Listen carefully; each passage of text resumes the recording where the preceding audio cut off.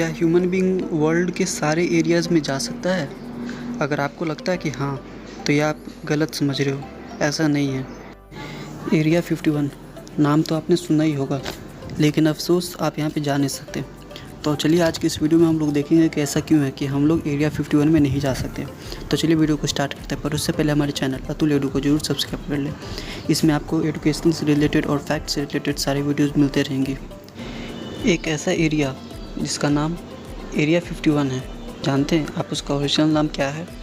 उसका ओरिजिनल नाम Nevada test and training range है और इसको NTTR भी कहते हैं, जो US के नेवाडा रीजन में स्थित है। माना ये जाता है कि वर्ल्ड वॉर 2 के समय पे ऐसे बहुत सारे एरियाज़ थे जिनका नाम एरिया 1, एरिया 2, एरिया 3, एरिया 4 ऐसे करके बहुत सारे एरियाज़ का नाम रखा गया था।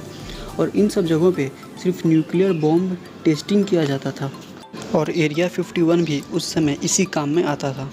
पर उस समय से लेकर आज तक यहाँ पे बहुत सारे ऐसे मिस्टेरिकल चीज़ हुए हैं जो लोगों को शॉक करने के लिए काफ़ी है।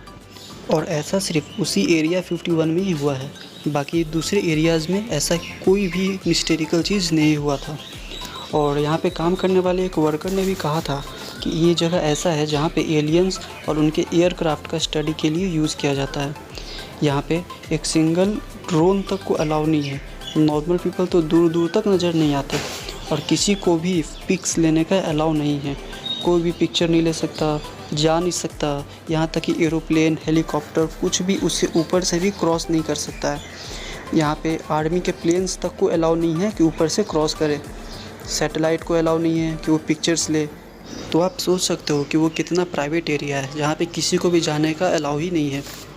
जो भी पिक्स आप इस वीडियो में या किसी दूसरे के वीडियोस में देखोगे वो बहुत दूर से हाईटेक कैमरा से लिया गया है और ये बहुत ही डिफ़िकल्ट है कि उस जगह के लोकेशन पे पहुंच के सामने से कोई पिक लिया गया हो।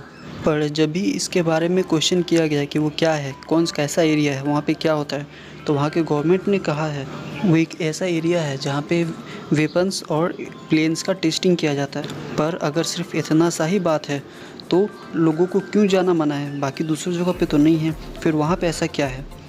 कोई भी आपको इसके बारे में कंफर्म फैक्ट नहीं बता सकता कि उस जगह पे क्या था और क्या होता है। पर इतना तो कंफर्म था कि उस जगह पे आर्मी के प्लेन और वेपन टेस्टिंग का काम आता था, क्योंकि ये नॉर्मल पब्लिक के लाइफ से काफ़ी दूर और अकेला एग्जिस्ट करता था। और ये इसलिए भी यूज़ किया जाता था क्योंकि अगर यहाँ पे कुछ वेपन फेल हो जाता है तो यहाँ पे लाइफ लॉस होने का कोई ख़तरा नहीं है। ये माउंटेन से चारों तरफ घिरा हुआ है और ये एक परफेक्ट लोकेशन है किसी भी तरह के एक्सपेरिमेंट को ट्राई करने के लिए। 2014 में एक बहुत फेमस मैगज़ीन जिसका नाम वियर्ड मैगज़ीन था, उसने रिपोर्ट किया था कि यहाँ पे एक ऐसा एडवांस्ड फ़्लाइट देखा गया है जो अपना कलर चेंज कर सकता है सराउंडिंग के हिसाब से, और ये गायब भी हो सकता है जिसको कोई भी नहीं देख सकता अपनी आँखों से। हो सकता है कि एरिया सिर्फ वेपन टेस्टिंग के ही काम आता हो, लेकिन अगर सिर्फ ऐसा है तो इससे 16 किलोमीटर पहले एक बोर्ड लगा हुआ है जिसमें यहाँ पे अंदर आना मना है, ऐसा लिखा हुआ है। और ये भी नोटिस किया गया है कि इस एरिया के चारों तरफ रियल टाइम कैमरास लगा हुआ है और हाई सिक्योरिटी होने के कारण कोई भी इसके आसपास नहीं जा सकता और ना ही इस एरिया को क्रॉस कर सकता है। और अगर ऐसा करने का वो कोशिश करता है तो ही और she may be shooted. Yes, आपने सही सुना।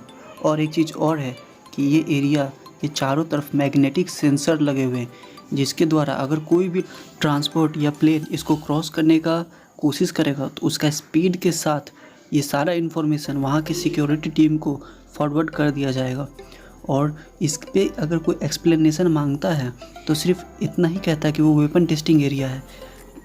पर पूरे वर्ल्ड में थाउजेंड्स ऑफ ऐसा एरिया है जहाँ पे वेपन टेस्टिंग होता है, पर वहाँ पे ऐसा कोई भी डाउट नहीं है, पर इसी एरिया पे है। ऊपर से तो हो सकता है कि ये सिर्फ वेपन टेस्टिंग का एरिया हो, पर अंडरग्राउंड हो सकता है अंदर में बहुत सारे कुछ अलग टाइप के टेस्टिंग चल रहे हों। ये कहना लेकिन बहुत मुश्किल है, लेकिन वहाँ के लोगों का मानना तो यही है। अभी तक जितना इन्फॉर्मेशन मैं इकट्ठा कर सकता था उस हिसाब से मैंने इस वीडियो को बना दिया, पर हो सकता है फ्यूचर में हमें इससे भी ज़्यादा डिटेल में इसके बारे में पता चले और हम लोग कंफर्म हो जाए कि इस एरिया पे क्या है। तो thanks for watching and subscribe our channel.